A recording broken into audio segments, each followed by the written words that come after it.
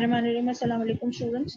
Last time आपके साथ जो हमने डिस्कशन किया था वो ग्रेटर दैन का कर चुके हैं हम, और exactly equal to any number हम वो सम्स कर चुके हैं। प्रोबेबिलिटी बायनोमियल डिस्ट्रीब्यूशन के अंदर जो दो या तीन और कंडीशंस हैं, उनके हवाले से जब हम बात करते हैं तो सबसे पहले हमारे पास ये एक प्रॉब्लम है जो आपके सामने है मौजूद, कि the probability that a patient recover from a rare blood disease is 0.4. If 15 people are known to have contracted this disease, what is the probability that number one, at least 10 survive, exactly 5 survive, less than 5 survive, and from 3 to 8 survive? ठीक है जी। तो पहला वाला जो सम है तो फिलहाल हम पहले वो करेंगे। अच्छा, इसके अंदर सबसे पहले हम क्या करते हैं कि डाटा कलेक्ट कर लेते हैं। तो सबसे पहले हमारे पास आएगा पी, क्योंकि सबसे पहले हमें पी ही गिवन है। तो पी के हवाले से जब हम बात करते हैं तो हमारे पास क्या आ रहा है, आप देख सकते हैं यहाँ पे कि जो सक्सेस रेट है या जो प्रोबेबिलिटी है वो 0.4 है, यानी रेयर डिजीज है, जो डिजीज है बेसिकली रेयर डिजीज है, उसकी सक्सेस जो है वो 0.4 है। तो ऑब्वियसली फेलियर क्या हो जाएगा, यानी 1 माइनस पी की जब हम बात करेंगे तो 1 माइनस 0.4 जो कि हो जाएगा 0.6। ठीक है जी। अच्छा, अब इसके बाद एन चाहिए आपको, यानी total number of participants who are taken for the study, वो कितने हैं आपके पास, वो हैं 15। यहाँ पे ये लिखा हुआ है तो 15 आ गया आपके पास। अच्छा, अब अगर आपको जो है वाई क्या चाहिए, असल चीज जो है वो वाई है। से फॉर एग्जाम्पल हम यहाँ पे बात कर रहे हैं कि हमने एक टेल लाइन ड्रॉ की है, ठीक है, 1 2 3 4 5 6 7 8 9 10 11 12 13 14 एंड 15। ठीक है जी। आपके पास 15 पार्टिसिपेंट्स हैं और एटलीस्ट 10 का मतलब क्या है कि कम से कम 10 तो सरवाइव करें, हम उससे भी ज्यादा के बारे में सोच रहे हैं। तो इसका मतलब क्या हुआ कि आपको जो डाटा चाहिए वो यहाँ से लेके यहाँ तक के दरमियान में चाहिए कि एटलीस्ट 10 या उससे ज्यादा सरवाइव करें, तो उसकी प्रोबेबिलिटी कितनी है। तो आपको क्या चाहिए, y greater than equal to 10। समझ आ गई? तो आपके पास कैलकुलेशन में आ जाएगा y greater than equal to 10। ठीक है जी। अच्छा, अब इसके बाद इसको कैलकुलेट करने का जो एक तरीका है वो आप जानते हैं, वो क्या है जी, कि आप जो है पहले जो है नीचे वाली जो वैल्यूज है उनकी सबकी इंडिविजुअल कैलकुलेशंस कर लें, यानी यहाँ से लेके यहाँ तक को कैलकुलेट करो, यानी probability of y less than equal to 9। ये आप कैलकुलेट करिए इंडिविजुअली और उसके बाद फिर उनको सम अप करिए, सम अप करके उनको 1 से माइनस कर दें, क्योंकि हमें ये बात तो मालूम है ना कि जब हमारे पास जहां तक का भी जो बाइनोमियल डिस्ट्रीब्यूशन का टेबल होता है, जो टोटल नंबर n का होता है, उसके लास्ट जो वैल्यू होती है वो 1 होती है। अब आप यहाँ पे भी अगर हम देखें, यहाँ पे एक टेबल हमने पहले से ही निकाल के रखा हुआ है। ये आपकी प्रोबेबिलिटी चल रही है, किसी भी प्रोबेबिलिटी के ऊपर जब हम जाएं तो आपके पास जो लास्ट वैल्यू होती है वो 1 होती है। ठीक है जी।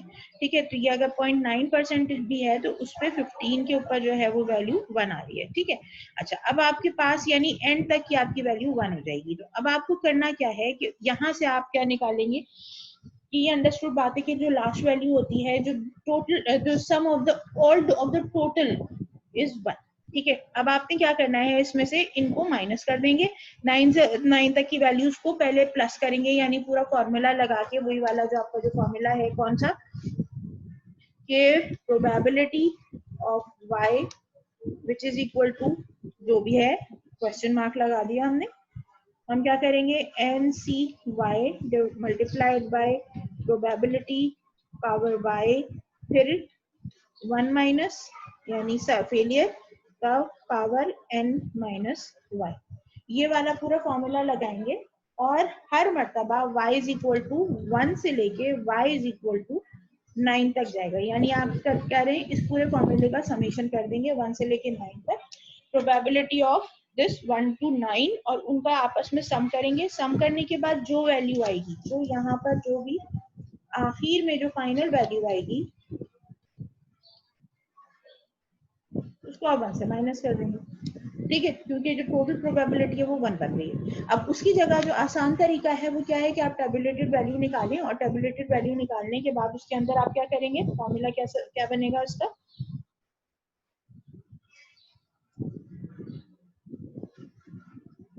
Probability of y greater than equal to 10, यानी एटलीस्ट के लिए आपने क्या किया, greater than equal to 10 is equal to 1 minus probability of y less than equal to 9। ठीक है जी, तो ये आपकी वैल्यू आएगी। किस तरह से आएगी, इसको हम नीचे आके कैलकुलेट कर लेते हैं। पहले टेबल देखते हैं। आपको क्या चाहिए, आपको चाहिए प्रोबेबिलिटी ऑफ 1, तो आपके पास आ गया यहाँ पे वैल्यू। ठीक है, आपको प्रोबेबिलिटी चाहिए 9 की। कौन से उसके ऊपर चाहिए, p के ऊपर 0.4, तो आपके पास 0.4 प्रोबेबिलिटी ये रही। ठीक है जी, और इसके ऊपर आपको क्या चाहिए, किसके नंबर में, 9 पे चाहिए। 9 पे चाहिए तो ये वाली लाइन आप उठाएंगे, ये वाली लाइन चल रही है 9 वाली। ठीक है जी, this is the value which you have to take, 0.9662।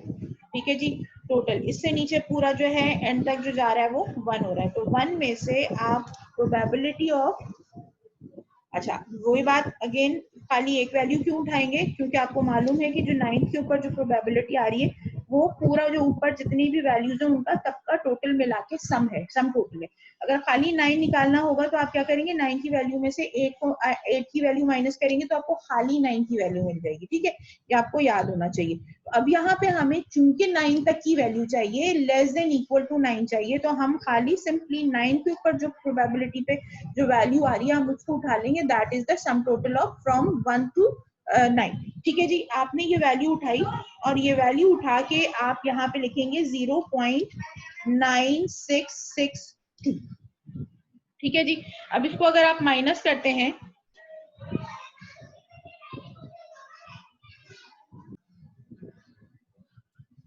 अच्छा जी, अब ये जो वैल्यू आएगी जो हमको इसको कैलकुलेट कर लेंगे, कैलकुलेटर वही मैंने आपसे हमेशा बोला है कि स्टैट्स की क्लास के लिए आपके पास कैलकुलेटर मौजूद होना चाहिए। तो 1 माइनस 0.9662, तो आपके पास जो वैल्यू आ रही है वो क्या आ रही है, 0.0338। तो क्या हो गया, probability of y greater than equal to 10, यानी एटलीस्ट 10 लोग पार्ट जो है उस डिजीज को क्या करें, क्वेश्चन क्या था, सरवाइव कर जाएं शायद। यस, रेयर डिजीज अगर कॉन्ट्रैक्ट कर रहे हैं उसमें से रिकवर करने के हवाले से बात हो रही है कि प्रोबेबिलिटी क्या है कि रिकवरी की, जो रेयर डिजीज कॉन्ट्रैक्ट करने की जो रिकवरी की जो प्रोबेबिलिटी है वो 0.4% है। ठीक है जी, अब उस 0.4% को सामने कंसिडर करते हुए अगर 15 लोगों का जो है वो हुआ है कि जी उन्होंने वो डिजीज कॉन्ट्रैक्ट कर ली है, तो उनमें से 10 तो कम से कम बचने चाहिए। तो 10 से लेके जो ऊपर की जो वैल्यूज हैं उनके लिए आपके पास जो प्रोबेबिलिटी बन रही है इट्स वेरी स्मॉल, 0.0338% जो है वो प्रोबेबिलिटी है कि ये लोग सरवाइव कर जाएंगे, यानी बहुत कम प्रोबेबिलिटी है। ठीक है जी, तो ये तो आपकी हो गई पहली स्टोरी हो गई कि भाई आपका एटलीस्ट जो 10 सरवाइव कर रहे हैं उसकी प्रोबेबिलिटी कितनी आ रही है, 0.0338। ठीक है जी, अच्छा उसके बाद फिर अब एग्जैक्टली 5 के ऊपर आ जाते हैं। तो नेक्स्ट जो आपका जो सवाल है वो एग्जैक्टली 5 का है।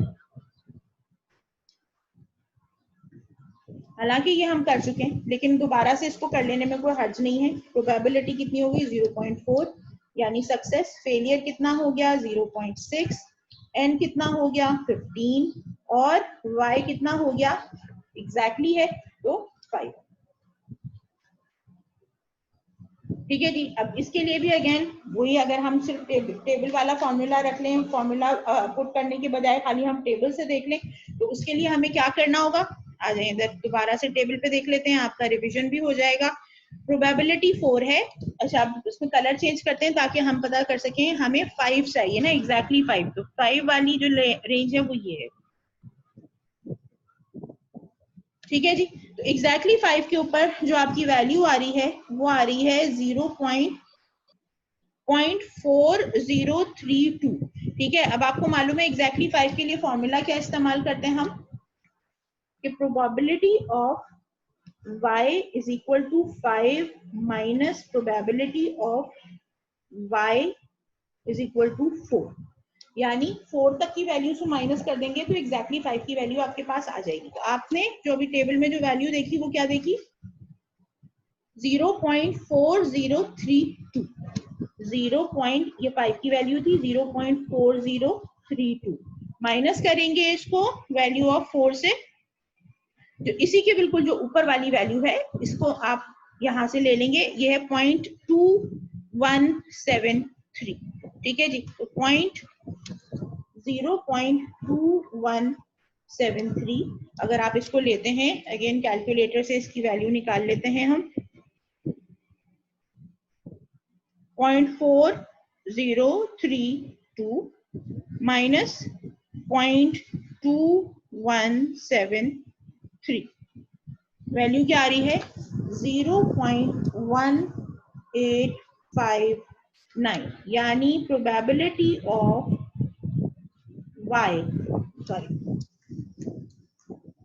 Probability of y is equal to 5, ये 5 सरवाइव करें, 15 में से 5 सरवाइव कर जाएं तो फिर भी उसकी थोड़ी बेहतर प्रोबेबिलिटी है एज कंपेयर टू एटलीस्ट 10 वाली, यानी ये आ गया 0.1859। ये प्रोबेबिलिटी क्या आ रही है इसकी, probability is equal to 0.1859। If I am not wrong यही आंसर आया था हमारा, यस 1859। ठीक है जी, तो अब आपके पास एग्जैक्टली 5 सरवाइव कर रहे हैं अगर, तो उसके लिए आपके पास प्रोबेबिलिटी थोड़ी सी बेहतर आई है as compare to the probability जो थी उसमें एटलीस्ट 10 सरवाइव कर रहे थे, जो इसी सिचुएशन के अंदर। अच्छा, अब इसके बाद फिर हमारे पास जो थर्ड सिचुएशन है वो अब हम इसके ऊपर आ जाते हैं, थर्ड सिचुएशन के ऊपर। थर्ड सिचुएशन क्या कहती है हमें,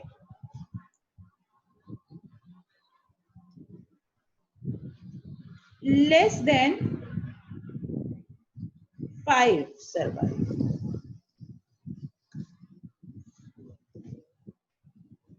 लेस देन 5 सर्वाइव करें तो उसकी क्या प्रोबेबिलिटी है। अब जैसे मैंने आपको पहले भी बताया था, आपके पास 1 से लेके 15 तक का डाटा है, ठीक है जी, और इसको फिर हम अगर इक्वली डिवाइड कर दें यहाँ पे तो ये 5 आ गया और ये 10 आ गया, तो ये आपके पास यहाँ से लेके यहाँ तक की वैल्यू है। एक मिनट है, इसको थोड़ा सा ठीक कर दूं मैं।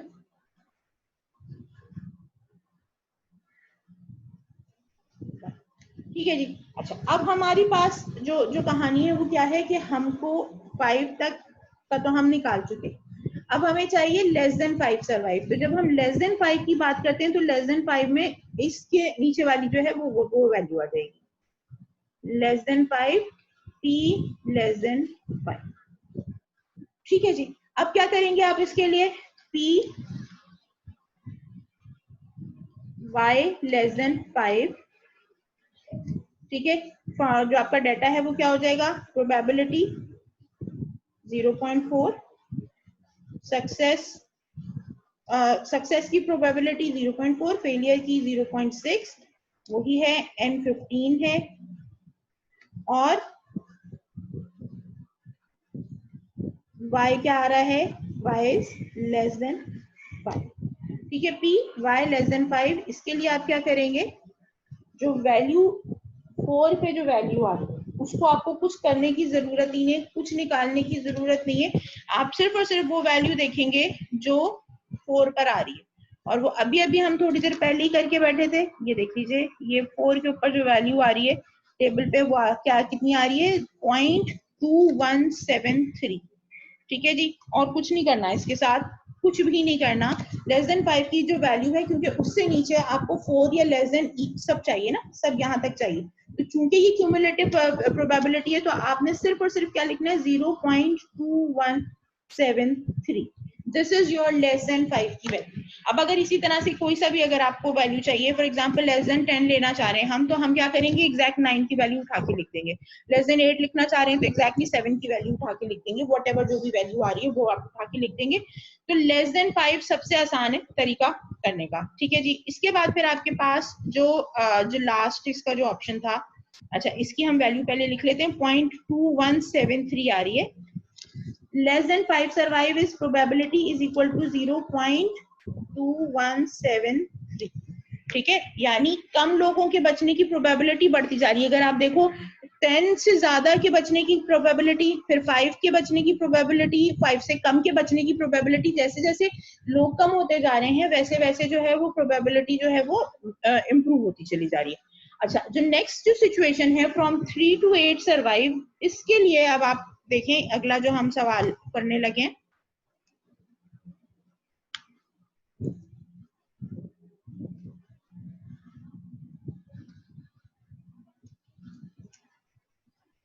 ठीक है जी, अब यहाँ पे आ जाते हैं हम from 3 to 8 survive.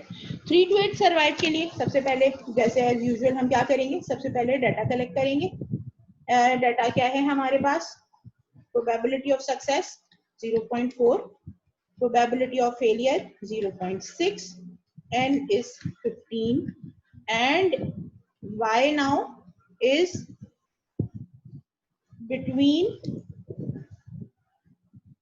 3 which is then less than equal to y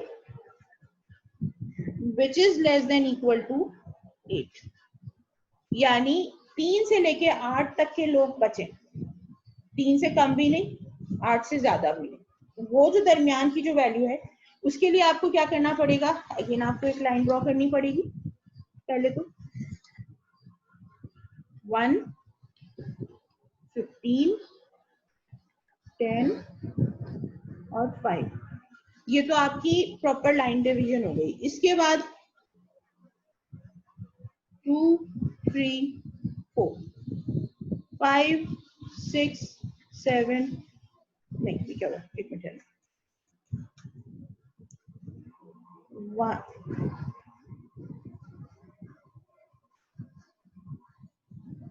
ठीक है जी, 6, 7, 8, 9।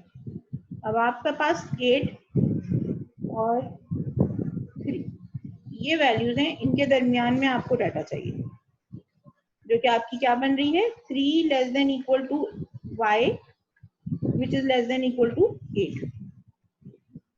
ठीक है जी, अच्छा अब इसके लिए आप क्या करेंगे,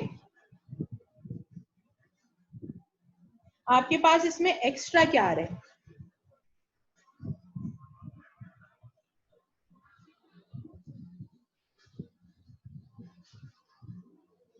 0 से 2 तक जो है ये एक्स्ट्रा है। ठीक है जी, इसको क्या है कि ये हो जाएगा probability of less than equal to of y, sorry ये गलत लिख दिया मैंने, probability of y less than equal to 2। ठीक है,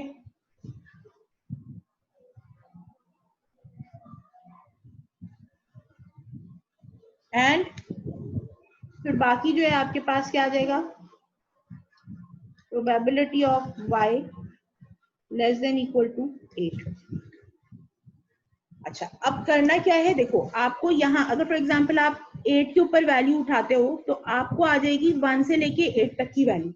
ठीक है, अब उसमें आपको कहाँ तक चाहिए, 3 तक चाहिए, 2 से नीचे नहीं चाहिए। तो आपके पास फॉर्मूला क्या बनेगा, probability of 3 less than equal to y which is less than equal to 8। इसके लिए आप क्या करोगे, पहले आप प्रोबेबिलिटी निकालोगे y less than equal to 8 और उसमें से माइनस कर देंगे, क्योंकि आपको यहाँ से नीचे की वैल्यू नहीं चाहिए। तो आप क्या करेंगे, जो एक्स्ट्रा है वो इसमें से माइनस कर देंगे, लेस देन इक्वल टू 2। अब जाहिर बात है less than equal to 2 minus कर देंगे तो 3 इंक्लूड हो जाएगा आगे वाले ग्रुप के अंदर, जो कि हम यहाँ पे देखते हैं कि 3 is included in this group. ठीक है जी, तो अब यहाँ पे आपको वही अगेन टेबल पे जाना पड़ेगा और टेबल पे से हम वैल्यू निकाल लेते हैं इसकी। हमें 8 की और 2 की वैल्यू चाहिए। ठीक है, अब यहाँ पे आ जाइए, वही 0.4 के ऊपर 8 के ऊपर जो वैल्यू आ रही है पहले उसको मार्क कर ले। 8 पे जो वैल्यू आ रही है वो ये है 0.9050। ठीक है जी, और उसके बाद प्रोबेबिलिटी ऑफ 2 जो कि लेस देन इक्वल टू इसकी कॉम्बिनेशन है। तो ये वैल्यू क्या आ रही है, अब आप देख लेंगे यहाँ पे आ रहे हैं ये, एक तो ये वैल्यू लेंगे आप 0.9050 और दूसरी वैल्यू आप लेंगे जो 2 के ऊपर आ रही है 0.0271। ठीक है, अब ये वैल्यूज पुट करके देख लेते हैं हम।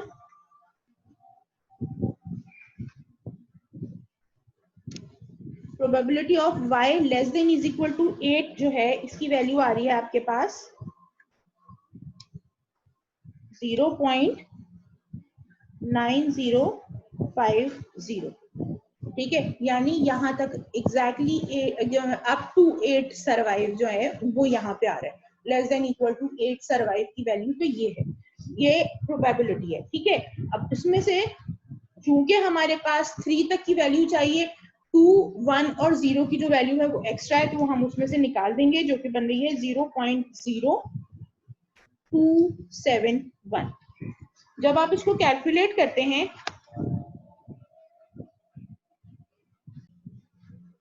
अच्छा जी, तो जब हम 0.905 से माइनस करेंगे 0.0271 को, तो आपके पास जो आंसर आ रहा है वो आ रहा है 0.8779। तो इसका मतलब क्या हुआ कि प्रोबेबिलिटी ऑफ क्या कर रही हूँ मैं, एक मिनट है, probability of 3 less than equal to y which is equal less than equal to 8 जो है वो प्रोबेबिलिटी कितनी आ रही है 0.8779। यानी यहाँ से लेके यहाँ तक के जो लोग सरवाइव करेंगे, 3 से लेके 8 तक के जो लोग सरवाइव करेंगे उनकी प्रोबेबिलिटी ये बन रही है। तो ये है आपका 0.8779। इसको हम इस क्वेश्चन के आगे डाल के देख लेते हैं कितना फर्क आ रहा है। यहाँ पर आ जाए, जो आपका ये वाला जो लास्ट वाला जो सवाल था, इसमें प्रोबेबिलिटी आ रही है 0.8779। ठीक है जी, तो ये है, इस तरह से आप इसको सॉल्व करते हैं। ठीक है जी, जहां तक मुझे याद पड़ता है ये तमाम चीजें हमने कर ली हैं। इसके हवाले से मैंने आपको याद होगा कि मैंने आपको कुछ डॉक्यूमेंट्स शेयर किए थे, उनमें कुछ क्वेश्चंस हैं, उन क्वेश्चंस को आप सारों को सॉल्व कर लीजिएगा अब इन चारों कंडीशंस को सामने रखते हुए। ठीक है जी, ये सारी कंडीशंस मैंने आपको बता दी हैं। जो फिलहाल के लिए इतना ही है कि अभी आप लोगों ने सिर्फ और सिर्फ इस तक ये काम करना है। SPSS में इसको कैसे करते हैं अभी थोड़ी देर के बाद हम इसको कंटिन्यू करेंगे, लेकिन एक छोटा सा रिव्यू है जो मैं आपको देना चाह रही हूँ। उस रिव्यू के बाद फिर हम ये करेंगे कि ये देखेंगे कि SPSS में आप बायनोमियल के हवाले से क्या क्या काम कर सकते हैं। थोड़ा इंटरेस्टिंग सा वो एक्टिविटी है, वो करते हैं, तो उसके बाद फिर आपका ये जो बायनोमियल के हवाले से जो लेक्चर है वो कंप्लीट हो जाएंगे। की पॉइंट्स या जो समरी है या थिंग्स टू बी नोटेड जो कि बहुत जरूरी है, जो आपके पास दिमाग में रहनी चाहिए अगर आप टेबल के हवाले से काम कर रहे हैं, तो आपके पास क्या है कि अगर आपने एग्जैक्टली 5 के लिए एग्जैक्टली 5 तलाश करना चाह रहे हैं, तो उसके लिए आप क्या करेंगे, probability of y which is equal to 5, यानी एग्जैक्टली के लिए, तो आप probability of y less than equal to 5, जो कि 5 तक की जो एग्जैक्ट वैल्यू है वो, उसमें से माइनस करेंगे probability of y less than equal to 4, यानी उससे नीचे वाली एक वैल्यू को माइनस कर देंगे। ठीक है जी, नेट रिजल्ट जो आपके पास आएगा that would be your probability of exactly 5। ठीक है, अच्छा, इसके बाद फिर ये आपकी फर्स्ट कंडीशन हो गई। सेकंड कंडीशन है वो है मोर देन 5 की। ऑब्वियसली इसके अंदर 5 जो है वो यूजुअली आ रहा था क्वेश्चन में, तो हमने उसको 5 के हवाले से बात कर ली। आप इसको कोई भी नंबर दे सकते हैं, what ever number you want उसको, या फिर हम x भी डिनोट कर सकते हैं। ठीक है, लेकिन x में थोड़ी सी कंफ्यूजन हो जाती है, इस वजह से इसको एक नंबर दे दिया गया ताकि आपको ज्यादा बेहतर तरीके से समझ में आ सके। अब यहाँ पे जब हम प्रोबेबिलिटी कैलकुलेट करेंगे, probability of y greater than 5, ठीक है जी, तो इसके लिए क्या करना है, 5 से ऊपर की जो वैल्यूज हैं उनको, जो टोटल वैल्यू है 1, जो कि आपका 1 बनेगा, 1 उसमें से माइनस कर देंगे probability of y greater than 5,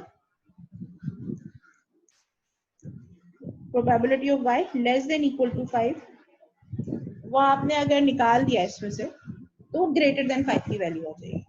ठीक है जी। नेक्स्ट है लेस देन 5। ठीक है जी। लेस देन 5 के लिए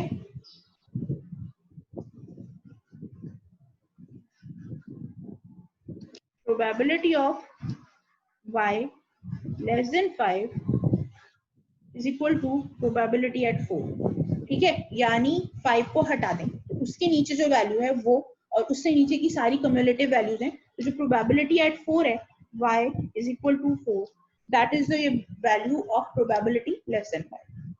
सबसे आसान जो है वो यही है, क्योंकि is equal to less than and is equal to, क्योंकि वो उसमें सारी वैल्यूज आ रही होती है तो ये तमाम आपकी वो आ जाएगी। एट लीस्ट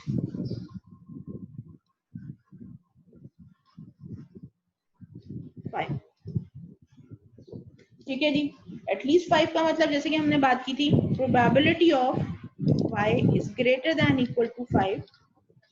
ठीक है, greater than equal to 5, that would be 1 minus probability of y less than equal to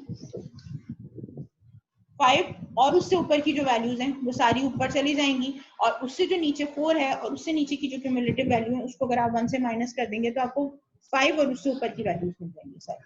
ठीक है जी। तो दिस वाज योर समरी। इसके साथ जो है आपका जो मैनुअल बाइनोमियल डिस्ट्रीब्यूशन के सम्स हैं वो कंप्लीट हो चुके हैं। इसके बाद अब हम जो है let me open the window of SPSS, और उसके बाद फिर मैं आपको बताती हूँ कि SPSS में बाइनोमियल के लिए हमें क्या करना होता है। अच्छा जी, तो स्टूडेंट्स अब ये जो है आपके पास बाइनोमियल की बेसिकली SPSS में ऐसा जितनी एप्लीकेशन नहीं है, लेकिन फिर भी अच्छी खासी एप्लीकेशन है। वो किस तरह से, वो अभी हम आप डिस्कस करेंगे। इस विंडो से आप फेमिलियर हैं, बहुत अच्छी तरह से फेमिलियर हैं कि जो है बेसिकली ये इस वक्त जो है आपको डाटा व्यू दिखा रही है। डाटा व्यू किस तरह से दिखा रही है कि भाई यहाँ पे आई थिंक मैंने शेयर गलत स्क्रीन की हुई है और इसलिए आपको दिखाई भी नहीं दे रहा होगा। मैं आपके साथ 1 मिनट ये वाली, हाँ जी, आपको ये एक ब्लैंक स्क्रीन शेयर हो गई है। ठीक है जी। अब ये ब्लैंक स्क्रीन पे आप देख सकते हैं ये डाटा व्यू खुला हुआ है, क्योंकि डाटा व्यू के लिए येलो कलर हुआ है। What I need right now is variable view. First of all we will have to set the variables, और उसके बाद ही हम आगे चल सकेंगे। बहुत आसान हो जाएगा, इससे जिंदगी काफी आसान हो जाएगी। टेबल भी नहीं देखना पड़ेगा, सिर्फ एक क्लिक की दूरी के ऊपर है आपकी सारी चीजें। ठीक है जी। सबसे पहले जो पहला वेरिएबल हम सेट करने जा रहे हैं वो है y। ठीक है, जो कि आपको मालूम है कि हम अभी इतनी देर से, मैं आपको दोबारा से बता दूं कि हम किस तरह से कोऑर्डिनेट करने लगे हैं।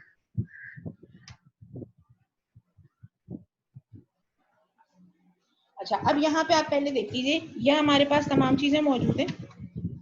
यूजुअली हम क्या कर रहे होते हैं, फॉर्मूले में से n चाहिए, y चाहिए, प्रोबेबिलिटी ऑफ सक्सेस चाहिए, ऑब्वियसली जो सक्सेस के अलावा जो फेलियर है वो दूसरी साइड पे ऑटोमेटिकली चला जाएगा। तो अब आपके पास ये कुछ चीजें हैं, उनमें से अभी हम y डाल रहे हैं। y इज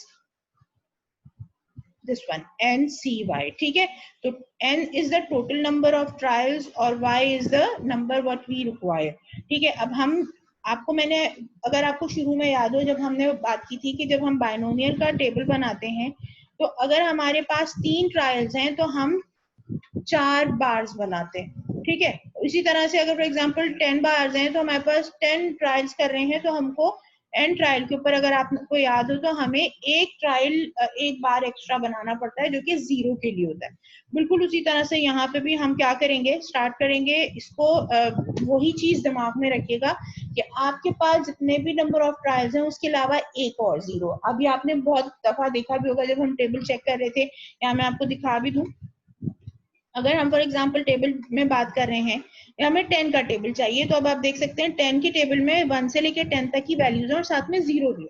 तो बिल्कुल एग्जैक्टली वही चीज कि जहां जितने भी ट्रायल्स है उसके अलावा एक और एडिशन हो जाएगी जो कि 0 की होगी, तो हो सकता है कि आपका जो ट्रायल हो उसमें कोई रिस्पॉन्स ही ना आए, तो वो चीज एक चीज आपको सामने रखनी पड़ेगी, ये चीज ध्यान में रखिएगा।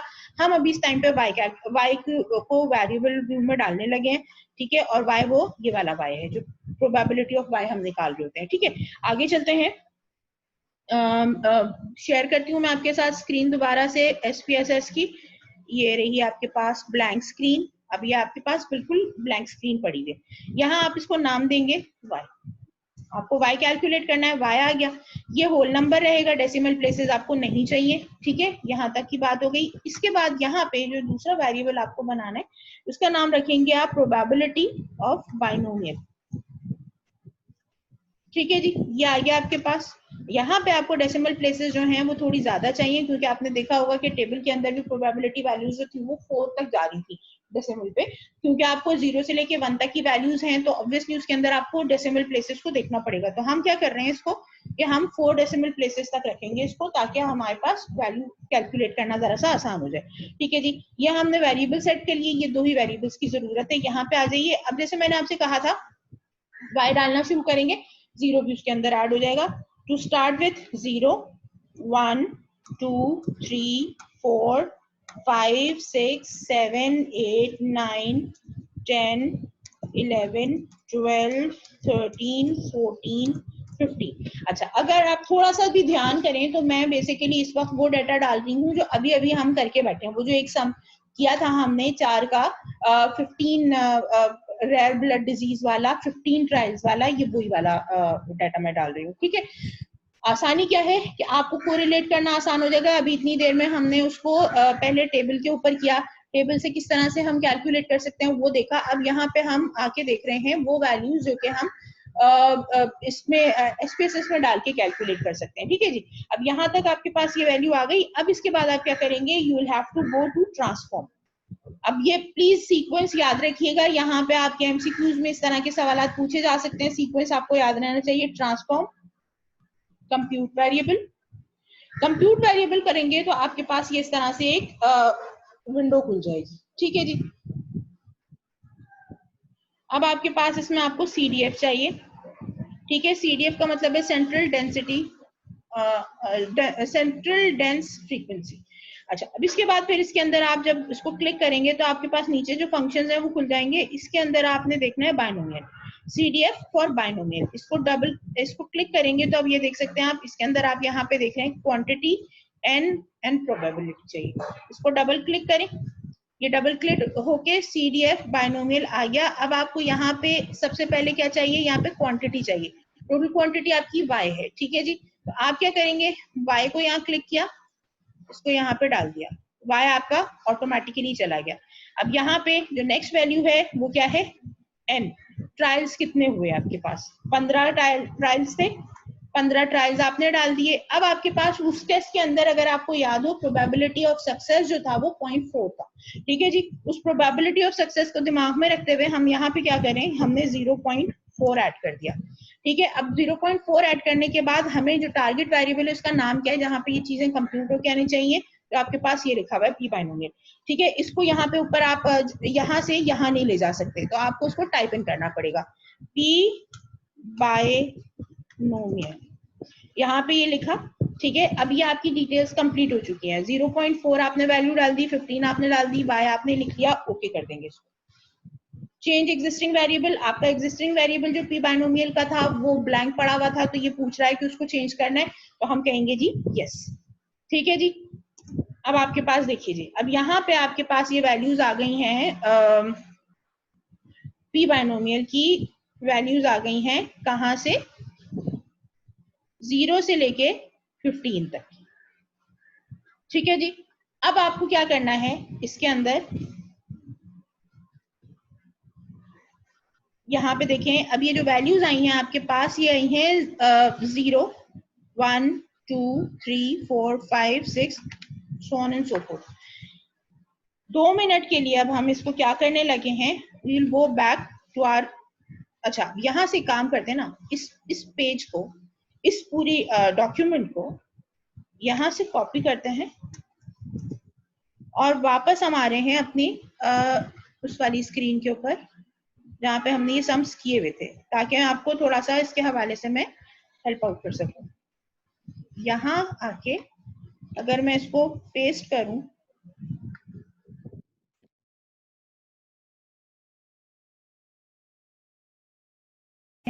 तो ये आपके लिए मैंने यहाँ पे मैं SPSS की विंडो शेयर कर रही हूँ आपके साथ, ये वाला पोर्शन, ताकि आप इसको क्लियरली देख सकें कि अब हम जो क्या करने लगे हैं इसमें। देखिए, अच्छा जी, ये जो वैल्यूज आपके पास अभी कैलकुलेट होकर आई हैं, इनको अगर आप सामने रखते हुए जो ये वाला डाटा है हम वो भी सामने ले आते हैं, ताकि हम देख सकें कि क्या हो रहा है इसमें। यहाँ पे ये जो डाटा पड़ा हुआ है इसको हम यहाँ से सिलेक्ट कर लेते हैं।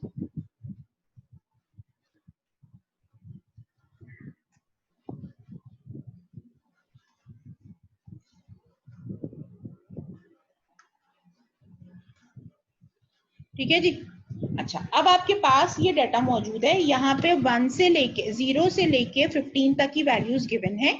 अब आपके पास जो पहला क्वेश्चन था एटलीस्ट 10 सर्वाइव, ठीक है, उसमें आपने क्या किया था, 1 minus less than 9 and less than, ठीक है, आपने क्या किया, यहाँ पे अगेन वही वाली वैल्यू उठाई, ये 1 15 पे 1 आ रहा है, यहाँ पे वैल्यू रखी,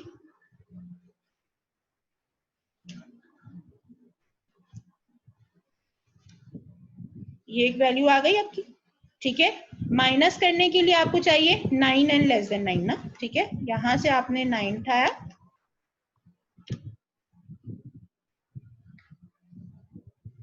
ये आपके पास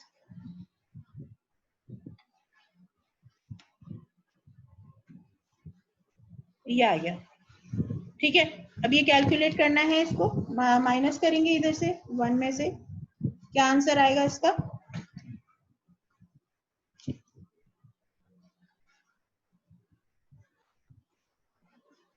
1 माइनस 0.9662 0.338, यानी वो जो टेबल पे जाके आपके वैल्यूज निकालने थे उससे आपकी जान छूट गई। This was about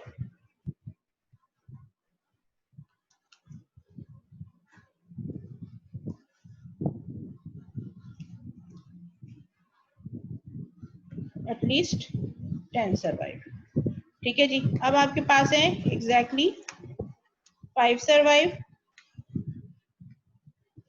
exactly 5 survive के लिए आपको क्या करना था, 5 की वैल्यू को माइनस करना था 4 वाली वैल्यू से, ठीक है, यहां से आपने कॉपी किया,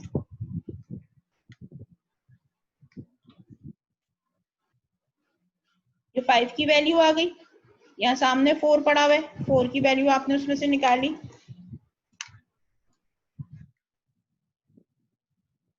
ठीक है जी, इसकी वैल्यू को आपने यहाँ माइनस किया, इज इक्वल टू क्या आ रहा है, वैसे तो ये बहुत ऑब्वियस है, आप लोगों को पता है, अभी अभी हम पूरा करके बैठे, लेकिन फिर भी आपको आसानी के लिए मैं दोबारा से इसको कैलकुलेट करूं ताकि आपको बात समझ में आ जाए, ठीक है जी। 0.4032 माइनस 0.2173, आंसर आ रहा है 0.1859, ठीक है जी। इसके बाद फिर आ जाते हैं आपके पास next value, less than 5 survive, आपको मालूम है लेस देन 5 के लिए हमने क्या कहा था, आपको सिर्फ जो 5 है उससे नीचे वाली जो वैल्यू उसको लिख देना है एज इट इज, क्योंकि वो क्या हो जाएगी, p less than equal to 4 हो जाएगी, ठीक है जी। वो एग्जैक्ट वैल्यू आप उठा के लिख देंगे, और वो वैल्यू कितनी है,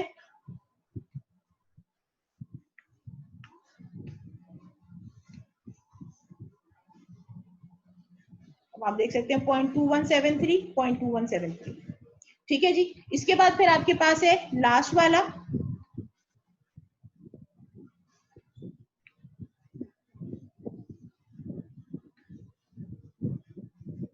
ठीक है जी, यहाँ पे आपने क्या करना है, 8 वाली वैल्यू लिखनी है पहले,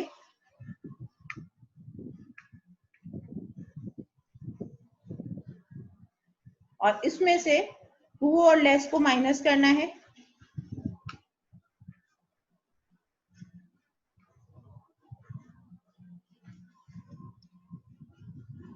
minus, and it is equal to